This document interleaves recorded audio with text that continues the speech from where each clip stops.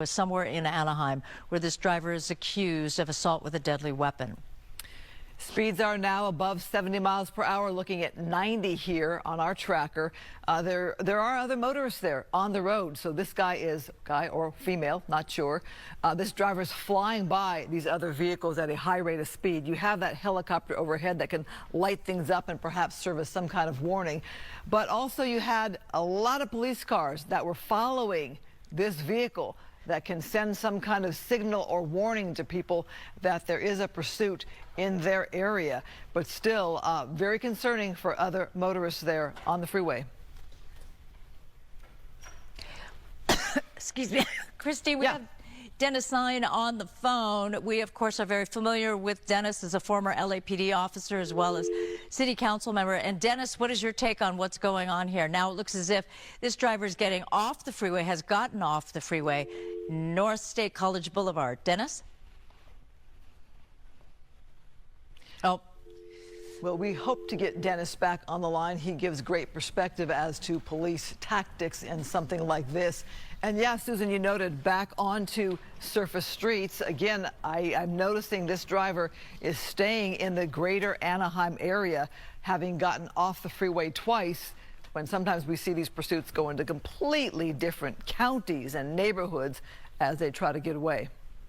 Absolutely. And we often say that if they stay in a certain location, it's probably because they have familiarity and they feel more comfortable doing that. I gotta think that this driver is thinking eventually he's going to have to stop, and that there are only so many ways that a driver can get away from law enforcement, but right now they're right on the driver's tail. So it seems unlikely that the driver will get away, but perhaps that's because I'm rooting for law enforcement in this one. Yeah. Well, also you have to wonder what happened that this driver is accused of pulling a gun or pulling a gun on a big rig. Was it some kind of road rage incident? Was it something more sinister? Not sure what happened there, but obviously that was called in to authorities. They were able to pick up the vehicle here. And here you have this pursuit on surface streets again in the Anaheim, now Santa Ana Garden Grove area. So a little bit of moving around, but back on surface streets here. It's just on the border there of those two cities.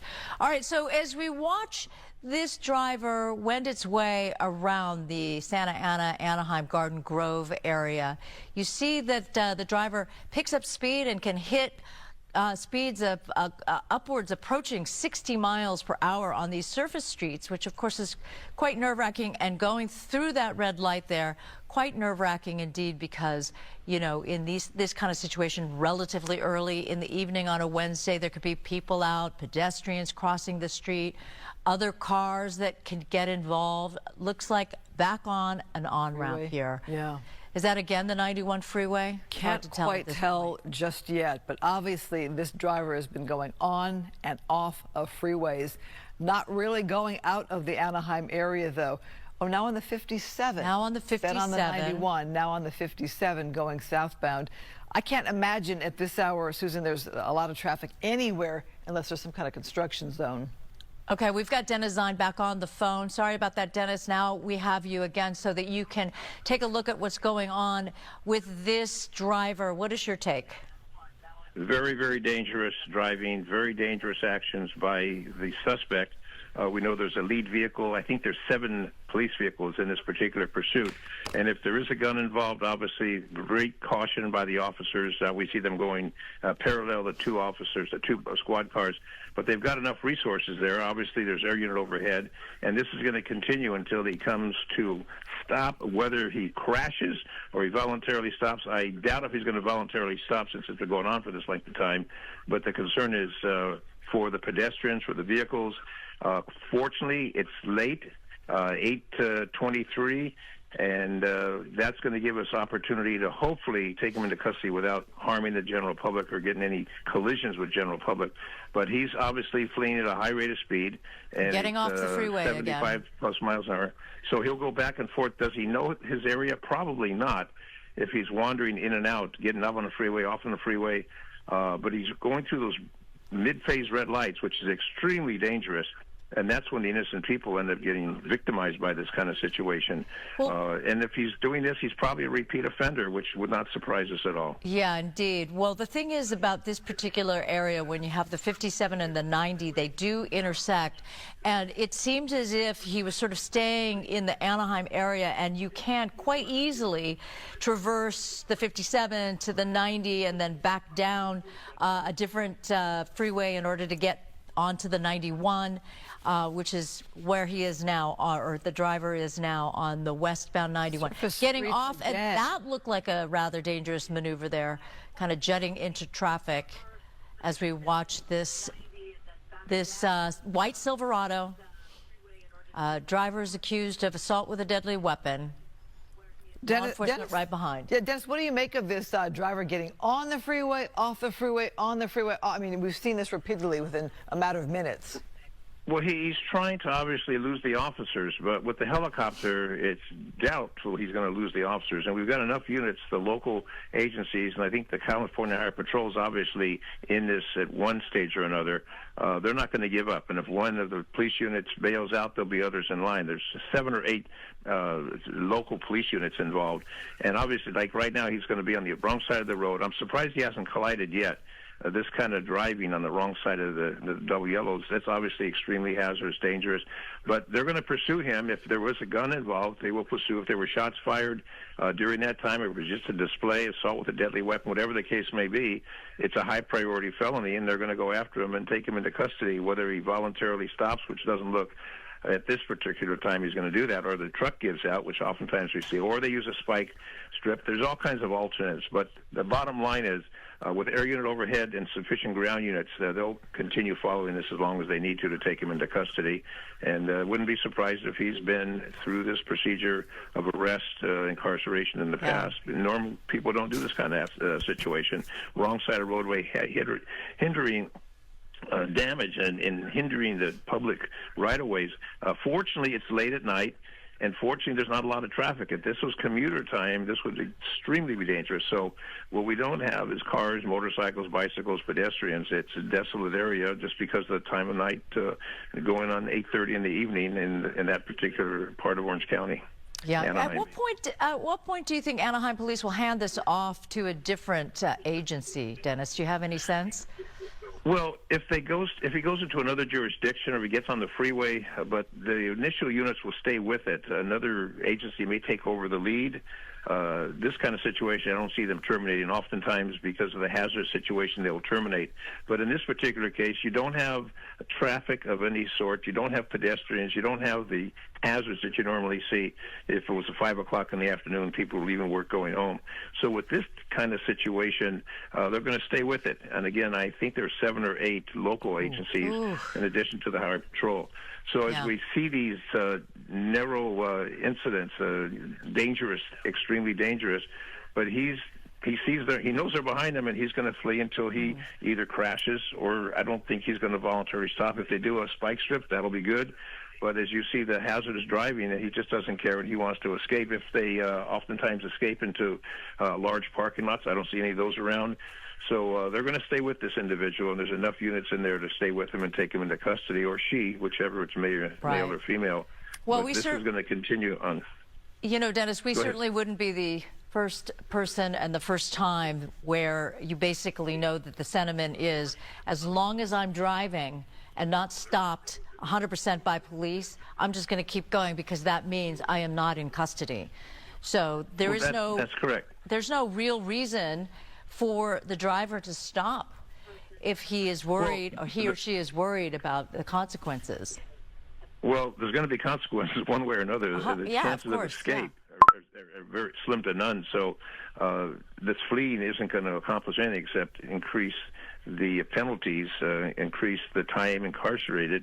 Once the arrest takes place and the booking takes place, and there'll probably be a hold with an extremely high bail, and then goes through the criminal justice system and the process through courts. But with the traffic as light as it is, and oftentimes pursuits are terminated, and we just follow by air. But in this particular situation, traffic is so light, it doesn't justify, especially with a weapon involved, to let that individual go. So I believe they'll stay with this until it comes to a stop, whether the truck gives out or something else takes place. Yeah. Yeah, as I was saying earlier, we don't know how much gas is in that vehicle. Also, Dennis, the concern here, it's a heavy vehicle. If this vehicle gets in an accident with another car going at a high rate of speed, that could be bad.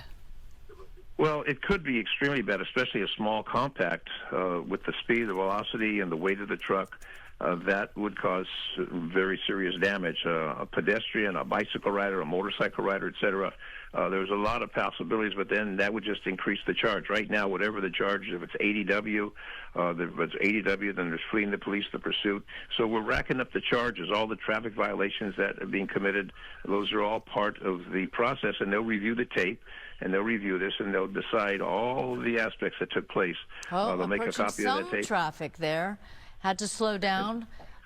Patrol car right behind, but keeps on going. Now this south. will all be part of the process once he's taken into custody. Right. This driver seems to tend to like hang around the State College Boulevard area, both going northbound and southbound. Back into the northeast Anaheim area, Christine, that's pretty much where we started. Oh, now on the wrong side. That's the first we've seen of that, where the driver has gone into the wrong lanes.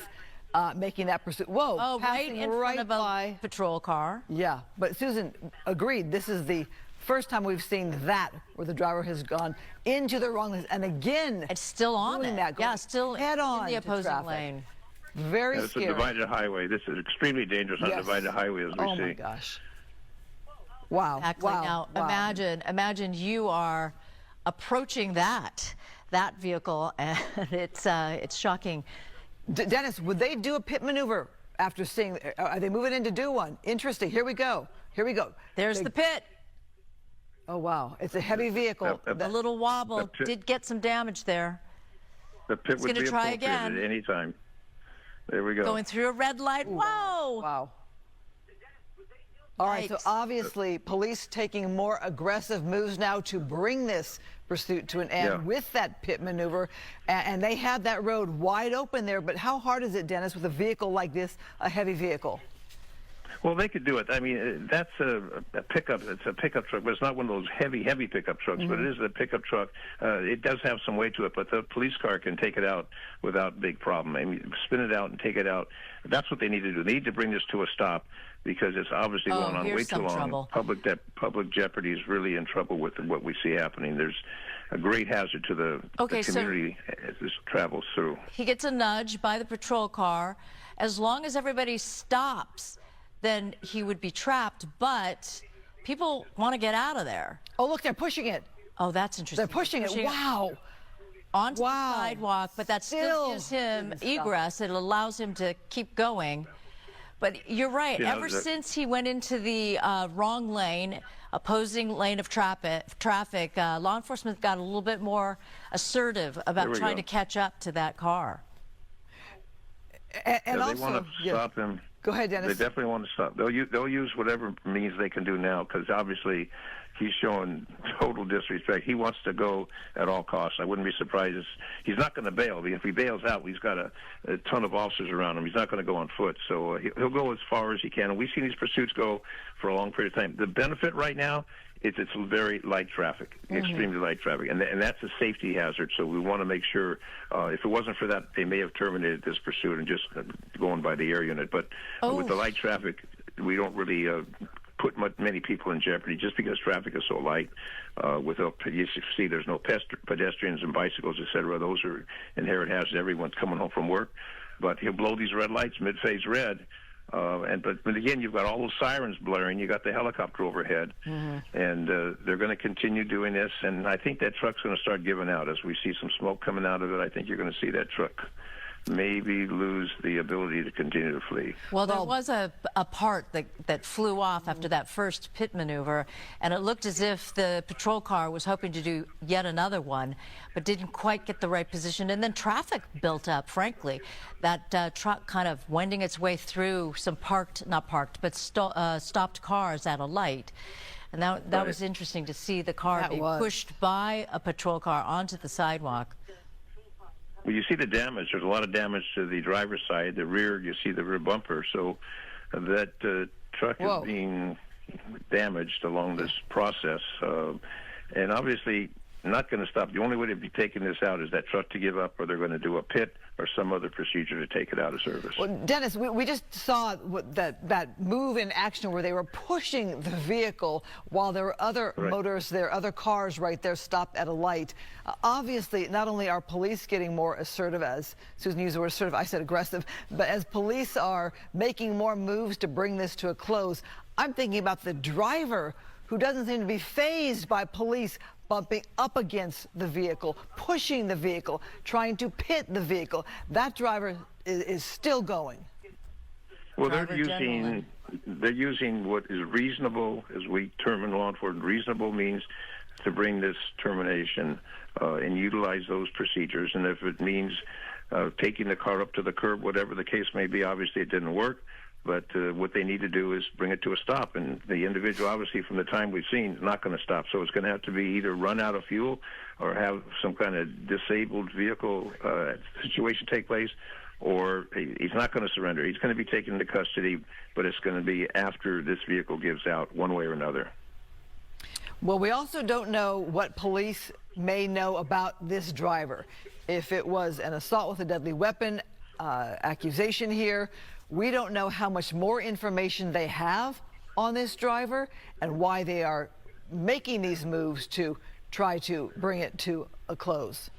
A lot of information comes from that driver's license, right, Dennis? And in this case, though, we don't know 100% if the driver is the owner of this vehicle or the registered owner of this vehicle. But on the other hand, all they're going on now is the want. If the want is assault with a deadly weapon, if the want is that this driver pulled a gun on a big rig driver, then that's going to inform the way the police go after this white Silverado. If you're just joining us now at 8:36 in the evening, we've been following this police pursuit, mostly in the Anaheim area and oftentimes on State College Boulevard, if you're familiar with that.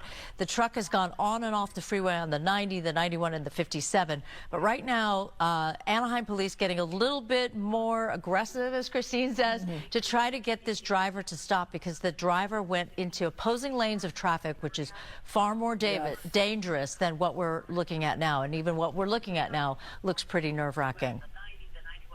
Yeah, this isn't the kind of a situation where they're going to do a tracking mode. There's already been so much violence by this individual. They're going to continue with this and bring this to an end, and hopefully sooner than later. But he's obviously not going to surrender, not going to give up. And if it's a stolen vehicle, but when you have a weapon involved, is what is reported, then that deadly weapon, you've got to make sure that individual is taken into custody. Got close. And they'll use the means appropriate to do that, and as we see. But I'm concerned, obviously, about the general public as he goes through those intersections at that speed. And the speed is, 50-some miles per hour. Yeah, sorry to be reactive, but it looked as if there was a car coming from a different direction and came awfully close. But the game changer, Susan, you brought up was when that driver started going into the wrong direction, the wrong lanes of a divided road there, and did it not once, but twice, maybe even 3 times. That's a game changer when you have a truck like this willing to go head on into traffic, towards traffic. And Dennis, we've seen those end very badly when that happens. Yes, absolutely. We have over the years. They do. This hopefully is going to come to an end soon. He's going to either run out of fuel, or run out of energy, or run out of something. There's the pit. This one was more successful. Oh, my gosh. The truck is now smoking, and it looks as if it's disabled. Now the patrol cars will surround that car to ensure that it can't continue driving. But it's smoking now, so you got to get that driver out. Look at all those police vehicles there as they brought that pursuit to an end. The driver has not, from what we can see, exited the vehicle. Dennis, how concerned are we seeing this smoke? Well, he's obviously burning something up in the vehicle. The engine may have gone, or something is causing that. And I wouldn't be surprised if they need the fire department to put that out. They want to get him out of the vehicle, but again, the officer's going to have their weapons out because there's a gun involved, a possible gun involved. So they're going to take caution, get him out, and he's going to have to get out for his own safety. Because that vehicle obviously is it's now ignited a fire. Yeah, unless the impact rendered him unconscious. But you see there the police officers with their guns drawn, and they They approach every vehicle with a lot of precaution. What am I talking about? But in this case, in particular, they'll be worried because they know that the want on this driver is assault with a deadly weapon. They backed up there. Interesting move there, and took a little more protection, perhaps, behind this vehicle. Remember, this is thought to be a driver with a weapon who perhaps showed the weapon towards a big rig driver. So we know the state of mind is that this driver was willing to do anything to get away, driving in between cars, driving the wrong way in a divided road, straight onto other cars. But look at the positioning there, Dennis, of the law enforcement taking cover for themselves. Do you think part of it is because they're worried what the vehicle will do? It was all of a sudden they kind of all backed up. We still see one or two officers with their guns drawn, but apparently there's a fire within the engine. Looks like coming out of the hood, but they backed up. Maybe he's still in the car with a weapon, and obviously, if he does have a weapon, he could start shooting at the officers indiscriminately, and obviously they don't want to get shot. So they'll use the ballistic panels they have. Whatever the means they have to protect themselves, they're not going to yank him out of the car. Right. The car's obviously it's smoking, which means there's some kind of a flame within the engine. So you'd think by now he'd be jumping out of the car. But eventually they're going to have to take him out of that car. They're not going to let the car catch fire and keep him in there, but they got to do extreme caution. Yeah, watching the pit right now that ended this pursuit. Right there, the vehicle backs into another looks like a retaining wall there, and you see that smoke continue to pour out. This is a very scary situation for law enforcement when you have a person said to have had a weapon who's not exiting the vehicle. You do wonder if the person is conscious, if the airbags went off, if they are not well. But why are they not getting out of that vehicle with all that amount of law enforcement? No way that person can get away. Airbags can be quite physically damaging. People have been rendered unconscious by an airbag, especially with the impact with the retaining wall there or the divider there. Meantime, they have a police dog out there, so it's possible they'll send the dog in before an officer goes in. Correct, Dennis? I can see movement. It looks like there's movement in the cab. I can see movement in the cab of the truck. So he's definitely in the truck, and he's definitely moving around. So with that, he's conscious. If the airbag went off, you can still survive. That's what the airbag is there for, so you can survive. I'm surprised he's not out by now. Well, maybe he doesn't want to come out. Maybe the vehicle isn't smoking or... Wait, there's a door opening on the back there? On the passenger side? Yep, here he comes. Looks like somebody's coming out. Again, we don't know if there was a passenger in the vehicle or if this is indeed the driver, but perhaps this is the way the person could get out of the vehicle. You see law enforcement there kind of repositioning to perhaps have some better commands and visuals. Okay, person's out. A person is out. Hands up. They're following police orders, so they back up. They have their hands in the air. Eventually, they will be told to lie down onto the asphalt so that they can be cuffed. But we can barely see, but it seems as if they are continuing to back up towards officers. Now, the next question is whether that is indeed the driver and nobody else is in the truck, or if there is somebody else there that they have to concern themselves with. But in the meantime, one person will be in custody shortly. Out of the passenger side of the car. Out of the passenger the driver's side. But remember when the police car pushed the truck onto the sidewalk, it was on the driver's side. So that could have damaged the car in such a way that you can't get out of the driver's side. Yeah, possibly. Right. It came out the passenger side. It doesn't appear that anyone else is exiting. It's hard to see with the visibility. Yeah, here's a replay of what happened when the truck was stopped by traffic. Police came in and then pushed it onto the sidewalk, but that did allow the truck to go on its way a little longer before the pursuit came to a halt. And as we're watching the pit maneuver that did end the pursuit, that's it right there on the right side of your screen. It first hit one wall there, then careened into the second wall. And you're right, Susan, maybe the front door, the driver's side door, was not able to be opened, and they were able to communicate somehow and indicate the driver was going to come out the passenger side. But again, Dennis, looking at this positioning here, can you tell if there's anybody else in the vehicle? Police have not given the all clear. They will search that vehicle. They'll search the driver's side, the passenger side. They'll look into that. There's the front seat, the rear seat. I'm surprised they haven't approached that yet. They do have him in custody. They will definitely search that car and see if they obviously want to find the gun if there is in fact a gun. But it doesn't appear that anyone else is inside that car. But they'll approach that to make sure that there's nothing in there. And this gun is what the big question is. And he came out, his hands obviously be handcuffed, so is there a gun still in the car? Well, they have the dog right there. I'm surprised they haven't sent the dog in to take a look. Well, the dog will search for bodies, but they can see if there's any other bodies, any other individuals in there. But he came out it looks like he came out the rear door on the passenger side. Yeah, because that's one of those 4-door pickup trucks. Right, there's like a back seat, like sometimes a bench seat. I'm really watching the back officers there on the right. Guns are still drawn. They're still taking precaution there for their own safety. And you still see the officers there on the left. They're also, they've shielded themselves too. So it does make me wonder if there's not somebody else still inside that vehicle. Now you have that one front police car pressed up against the truck and an officer standing by there. Perhaps that person has the best visual. But Dennis, this posturing makes me think there might be somebody still in that vehicle. Well, I would say it's a possibility. I mean, they will clear the car, absolutely. I don't know why they haven't done it. They got him in custody. He's there in custody. I'm sure he's got handcuffs by now. They're questioning him, but you've got sufficient officers there to approach that and find out and make sure the car is clear. I'm surprised they waited this time. Maybe there's somebody in there. Time. If that's the case, that person would be wise to exit the vehicle.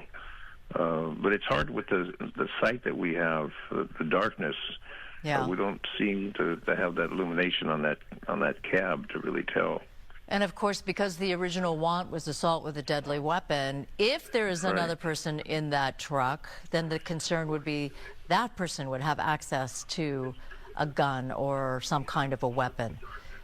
Exactly. But I think during the pursuit, we didn't see more than one individual in the truck during that pursuit.